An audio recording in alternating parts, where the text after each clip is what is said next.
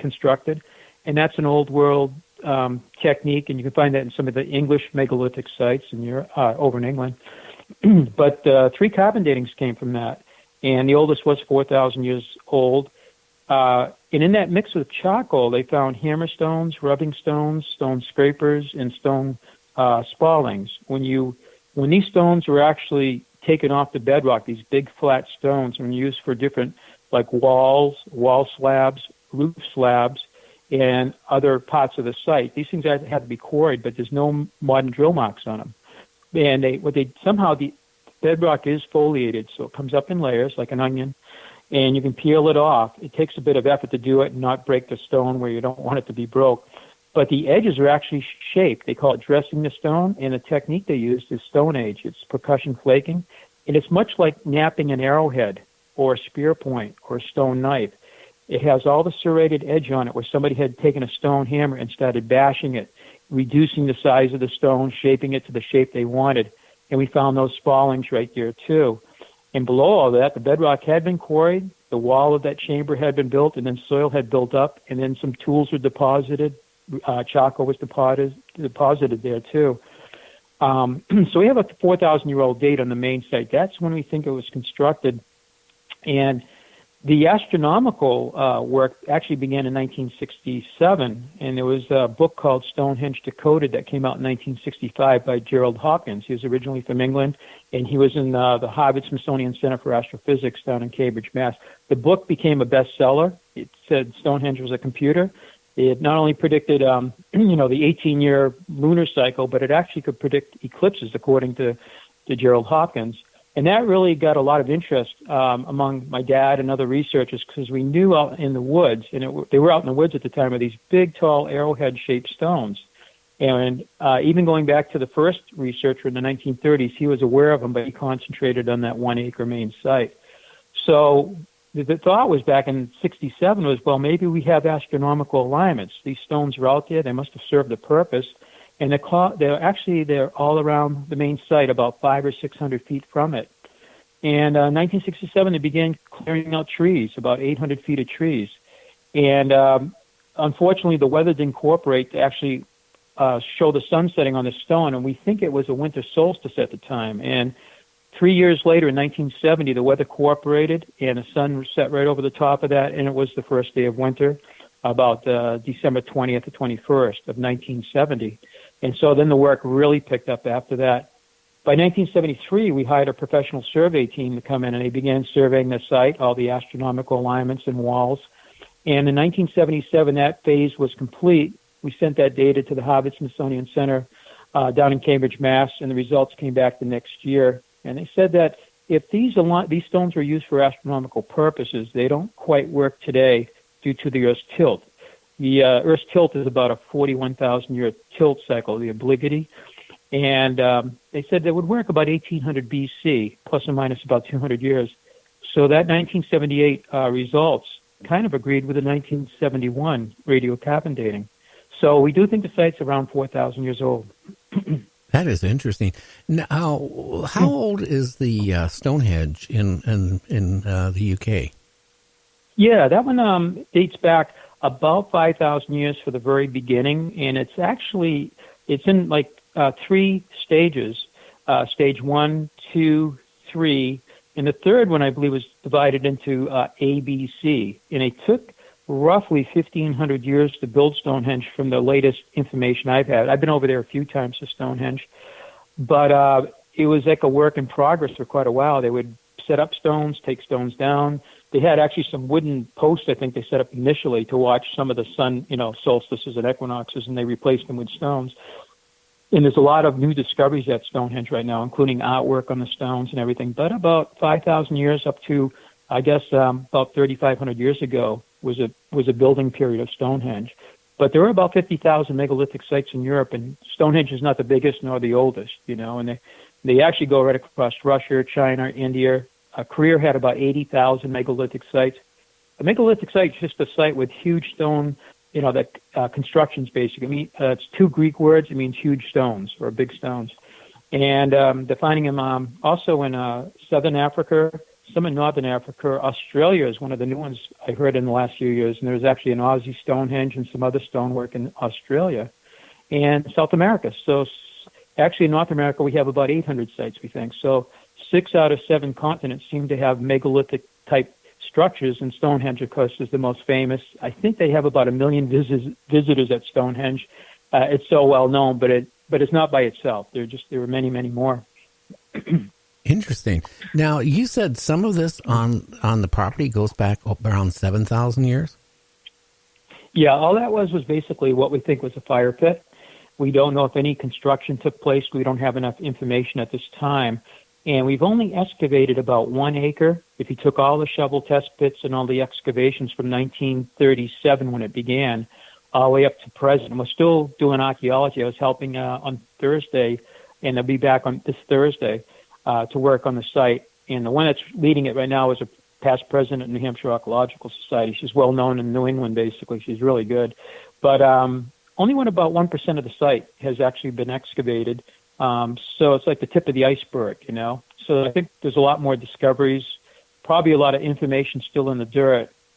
And archaeology kind of is destructive in a way, because once you dig something up, you can never put it back the way it was.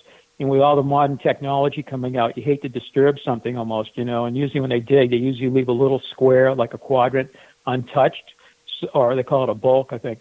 And that's for future generations of archaeologists. They'll have better techniques, better equipment, you know, and probably more information. So yeah, we're still making a lot of finds, actually. Who do you think did it? I mean, what race of humanoids did this? Yeah, well, we know Native Americans were in New Hampshire between 10 and 12,000 years. There's a couple paleo sites in New Hampshire, even in northern New Hampshire, up in the above the White Mountains of New Hampshire, which was kind of a surprise that early in time and that close to the glacial period, people could make a living, but they did. And this site's about 4,000 years old, so it's much later than that. So Native Americans are in New England. We have that almost 7,500-year-old fire pit. But the question today is, did the Native Americans have a part in building this? You know, a big part, maybe a minor part or no part in the building of these structures. And our site, again, is, you know, one of about 800, you know, from Quebec right into Pennsylvania. And more recently, in the last 3 years, we're finding these same types of features, stone features, all the way up to Colorado, on the eastern part of Colorado, where it's very flat and open, also in Alabama, and even a couple of features in Indiana that look very, very similar to some of our structures in the Northeast. There seems to be an old world because of inscriptions that have been found from north all the way down to South America. According to Dr. Barry Fell from Harvard University, who raised a lot of eyebrows starting in the 1970s, he said that there's different types of script in New England, and one of them was Phoenician, another one was Libyan, and the other one was Celt-Iberian. And there are other types of script, too, found across North America and even into Central South America. And what he thought was they were coming out of the Mediterranean, part of Africa, Western Africa, and also Western Europe into the New World. And they were doing this before Columbus and before the Vikings. And these inscriptions have been found all the way out to, in your area, out in California, Washington, Oregon, British Columbia. Yeah, Nevada. I was going to say British Columbia. I've seen some of those that look like the same thing that some of your pictures did. They kind of resemble the same way. That's right, yeah. So either a lot of mistaken identities on these inscriptions or a lot of hoaxes being played all the way from here down to, Brazil, you know, and all to your area. But there are just thousands of them that have been found because we've been taught that Columbus was the first one to discover America. But then, you know, the Vikings were proven in 1960 to have come over 500 years before that. And the Vikings even talk about probably Irish monks coming over in their sagas. That's what we think they were. And the monks were trying to escape the Viking persecution, you know, and they would have actually been up in Iceland, Greenland, coming across.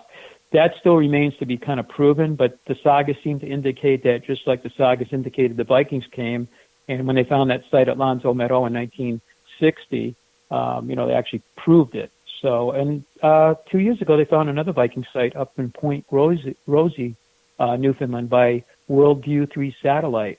And there was a 2-hour special, and part of that special, I think it might have been PBS. It was a live, and they say the Vikings may have been coming into the New World not for like 1 year or 25 years, I used to hear a lot. They came over for about a quarter of a century. The last thing I said on that show was I think they could have been coming over here for 400 years from Greenland until the little ice age kind of wiped out Greenland, and there's about 5,000 people missing from Greenland today. They don't seem to go back to Iceland or Europe. They think they may have migrated in because the conditions got bad. The animals weren't reproducing, crops weren't growing, and they were coming back into the New World, which they knew the eastern part of Canada and probably part of the United States pretty well if they were coming over for 400 years. But there may have been people before them coming into the New World, too. It's interesting. I know it probably doesn't fit in with what, about what's going on there, but I have always said, I got a funny feeling we're not the first humanoids on this planet. I think we've been rebooted. And who knows how far back, even carbon dating, the accuracy is improving year after year as technology improves so much more. I wouldn't be surprised if it's even older than what you think. I've heard that before, and it's possible. Maybe with better technology, we'll be able to, maybe, prove one way or the other whether it is older than 4,000 years. And there are new technologies coming out. One of them is called optically stimulated luminescence. It's been out for a little while. You can actually date dirt. So if you build a wall, to a building or just a stone wall, and you have you have to have probably several inches of soil, and you get a coring tool, and you get a core of that, and then some other cores next to it.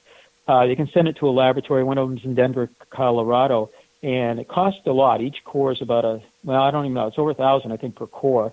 I haven't heard the latest, but you have to have several cores. So one test could run you a few $1,000s, and we have thousands of feet of walls up there. So the technology's there. It's just a matter of funding it. You have to make sure you have no disturbance to the soil. It can't be contaminated. The animals can't have turned it over, or trees uprooting and people messing it up. It has to be pristine, like not touched. So you get a course and you send it out, and they get results back, and they'll tell you when that dirt saw the light of day.